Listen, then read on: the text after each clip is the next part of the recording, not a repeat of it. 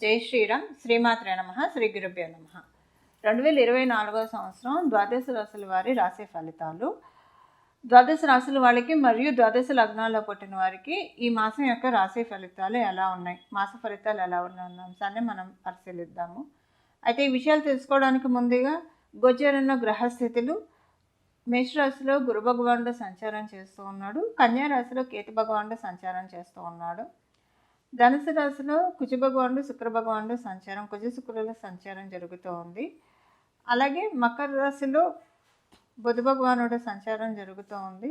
సూర్యనారాయణ మూర్తి సంచారం జరుగుతూ ఉంది. ధనుసు రాశిలో ఉన్న కుజ భగవానుడు ఈ నెల 5వ తారీఖు నుంచి, అంటే ఫిబ్రవరి 5వ తారీఖు నుంచి ధనుసు రాశిలోంచి మకర రాశిలోకి ఆయన ప్రయాణం మార్చుకుంటున్నాడు, మకర రాశిలోకి వెళ్తున్నాడు. శుక్రుడు ఈ నెల 18వ తారీఖు నుంచి ఈ నెల 12వ తారీఖు ఆయన మకర రాశిలోకి ప్రవేశించబోతున్నారు. అలాగే బుధుడు ఈ నెల 21వ తారీఖు నుంచి మకర రాశిలో ఉన్న ఆయన కుంభరాశిలోకి వెళ్తూ ఉన్నారు. సూర్యనారాయణ మూర్తి ఈ నెలలో 14వ తారీఖు నుంచి కుంభరాశిలోకి ప్రయాణం చేస్తున్నారు, మకర రాశి నుంచి కుంభరాశిలోకి ప్రయాణం చేస్తున్నారు. రాహు భగవానుడు మీనరాశిలో సంచారం చేస్తూ ఉన్నాడు. ఈ మాసము ఒక ప్రత్యేకమైన గ్రహస్థితి చోటు చేసుకోబోతుంది ద్వాదశ రాశుల వాళ్ళకి మరియు ద్వాదశ లగ్నాల్లో పుట్టిన వాళ్ళకి. ఆ ప్రత్యేకమైన గ్రహస్థితి ఏంటంటే సూర్యనారాయణ మూర్తి మరియు శనీశ్వరుడు ఈ నెల 14వ తారీఖు నుంచి ఒకటే రాశిలో సంచారం చేస్తూ ఉన్నారు. ఒకటే రాశిలో వాళ్ళిద్దరు సంచారం, వాళ్ళిద్దరూ కూడా తండ్రి కొడుకులు, మనందరికీ తెలుసు. అయితే ప్రతి సంవత్సరం కూడా సూర్యనారాయణ మూర్తి ఒకసారి ఒక నెలలో శనీశ్వరుని కలుస్తూ ఉంటారు. అంటే ఏ రాశిలో ఉన్నా ఆయన రాశి నుంచి వెళ్తాడు కాబట్టి వాళ్ళిద్దరు కంజంక్షన్ తటస్థిస్తున్నాయి. ఈ సంవత్సరము ఈ కలయిక చాలా ప్రాధాన్యత సంచరించుకుంది. ఎందుకంటే వీళ్ళిద్దరి కలయిక కుంభరాశిలో జరుగుతూ ఉంది కాబట్టి ఇంకా బహు ప్రాధాన్యత సంచరించుకుంది. ఆ ప్రాధాన్యత ఏంటి? ఆ ప్రాధాన్యత వల్ల ద్వాదశ రాశుల వాళ్ళకి, ద్వాదశ లగ్నాల వాళ్ళకి ఎలాంటి ఫలితాన్ని వీళ్ళిద్దరూ కలిసి ప్రసాదించబోతున్నారు తదితర విషయాలన్నీ, ఒకవేళ మీకు అనుకూల స్థానాల్లో లేకపోతే కనుక ఏ రెమెడీ చేసుకోవడం వల్ల ఈ ఫలితాన్ని మీరు అందుకోగలుగుతారన్న అంశాలన్నీ కూడా మనం ఒకసారి తెలుసుకోవడానికి ప్రయత్నిద్దాం. వృషభ రాశిలో పుట్టిన వాళ్ళకి ఈ మాసం యొక్క గోచార గ్రహస్థితుల ఫలితాలు. వృషభ రాశిలో పుట్టినా సరే, అలాగే వృషభ లగ్నంలో పుట్టినా సరే ఈ మాసం చాలా భాగ్యవంతంగా సాగుతుంది. కొన్నిట్లో మీదే పై చేయి అవుతుంది.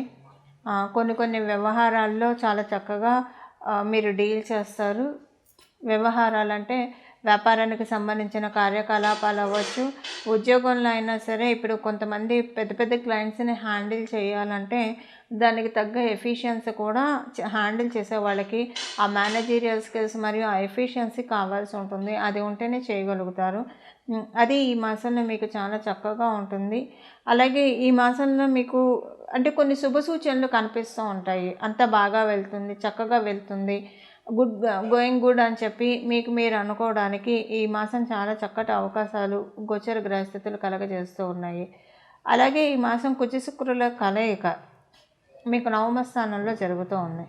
నవమ స్థానంలో కుజ శుక్రుల కలయిక అంటే దేనికైతే మీరు భయపడుతున్నారో, దేనికైతే మీరు ఆలోచిస్తూ ఉన్నారో వాటన్నిటికీ పులి స్టాప్ పెడతారు. భయానికి పులి స్టాప్ చెప్తారు, అనవసరమైన ఆలోచనలకి పులి స్టాప్ చెప్తారు. పనులన్నీ కూడా వేగవంతంగా ముందుకు తీసుకువెళ్ళడానికి ప్రయత్నిస్తారు. తద్వారా విజయాన్ని సొంతం చేసుకోవడానికి అవకాశం చాలా బాగా ఉంది. మీకు కనుక ఏదైనా మీ ఉమ్మడి ఆస్తికి సంబంధించిన తగాదాలు ఏమన్నా ఉంటే కనుక, కొంతమందికి ప్రాపర్టీస్ జాయింట్ ఫ్యామిలీస్లో ప్రాపర్టీస్ ఉంటాయి, అవి ఒక్కొక్కసారి ఒక కొలిక్కి రాదు, టెన్షన్ పడుతూ ఉంటారు. అలాంటివి ఏమన్నా ఉంటే కనుక ఈ మాసంలో అవన్నీ కూడా చాలా చక్కగా సెట్ డౌన్ అవుతాయి. చాలా చక్కగా కాంప్రమైజ్ లెవెల్లోకి వచ్చేసేసి ఎక్కువగా గొడవలు పడకుండా చక్కగా అందరికీ ఎవరికి సర్దుబాటు దూరంలో అందరికీ సంతృప్తి కలిగే విధంగా డీల్స్ మీరు సెట్ చేసుకుంటారు.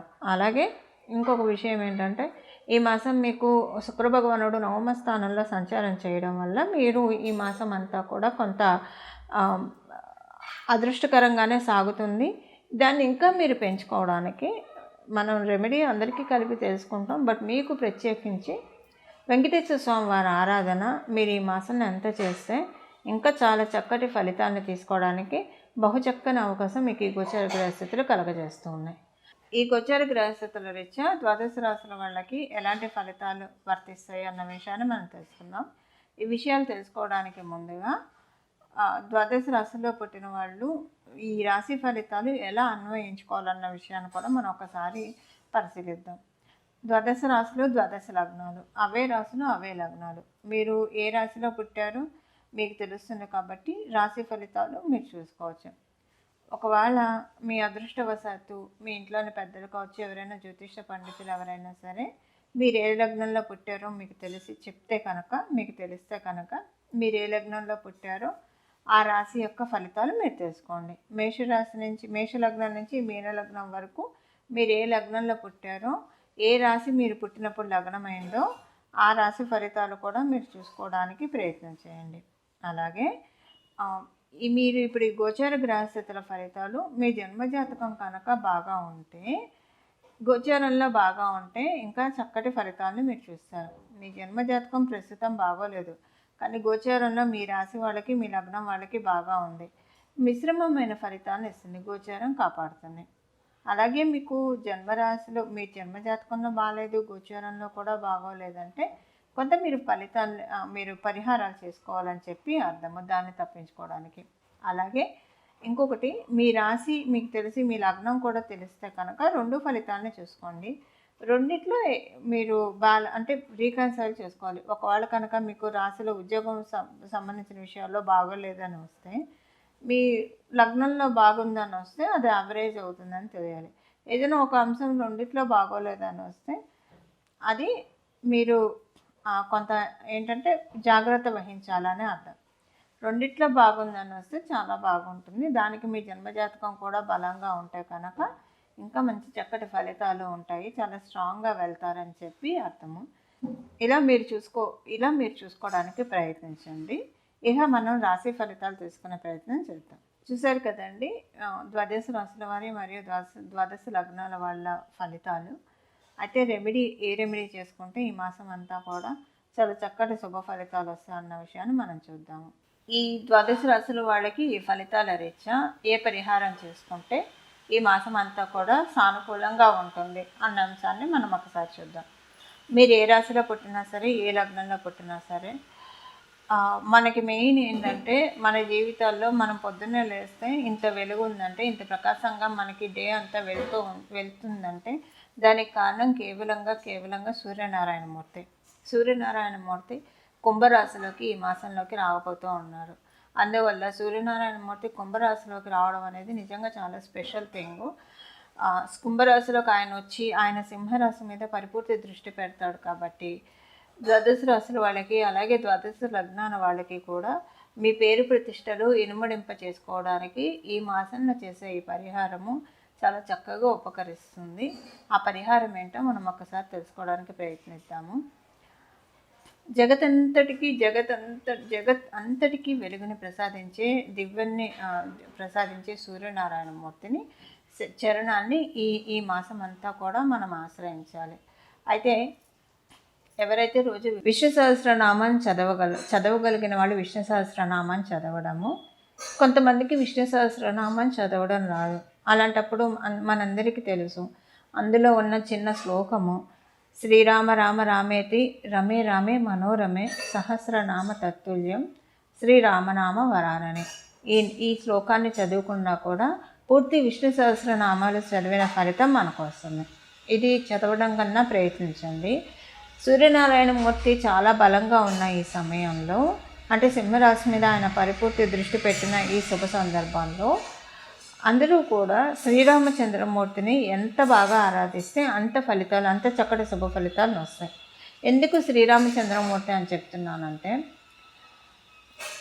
ఇక్ష్వాకుల వంశానికి చెందినవాడు శ్రీరామచంద్రమూర్తి. ఇక్ష్వాకుల వంశానికి దైవము, కులదేవత, అధిదైవము సూర్యనారాయణమూర్తి. అందువల్ల మనం ఈ మాసం అంతా కూడా సూర్యనారాయణమూర్తి ఇచ్చే చక్కటి శుభ ఫలితాన్ని మనం అందుకోవడానికి మంచి పేరుని సంపాదించుకోవడానికి, సంఘంలో గౌరవ మర్యాదలు సంపాదించుకోవడానికి, దీనికంతటికీ కూడా ఈ నెలంతా కూడా శ్రీరామచంద్రమూర్తి ఆరాధన చేయడము, విష్ణు సహస్రనామాలు చదవడము, మీ ఇంటి దగ్గర కనుక శ్రీరామచంద్రమూర్తి ఆలయం ఉంటే ఆలయ సందర్శనం చేయడము, ఇవన్నీ చేయగలిగితే కనుక చాలా చక్కటి శుభ ఫలితాలు ఈ మాసంలో మీకు అందడానికి చాలా చక్కటి అవకాశం ఉంది. ఈ మాసంలో మీరు చేసే ఈ పరిహారం వల్ల రాబోయే మాసాల్లో కూడా కొన్ని మంచి ఫలితాలను చూడటానికి చక్కటి అవకాశం నిస్సందేహంగా ఉంటుంది. మంగళం. నమో భగవతే వాసుదేవాయ.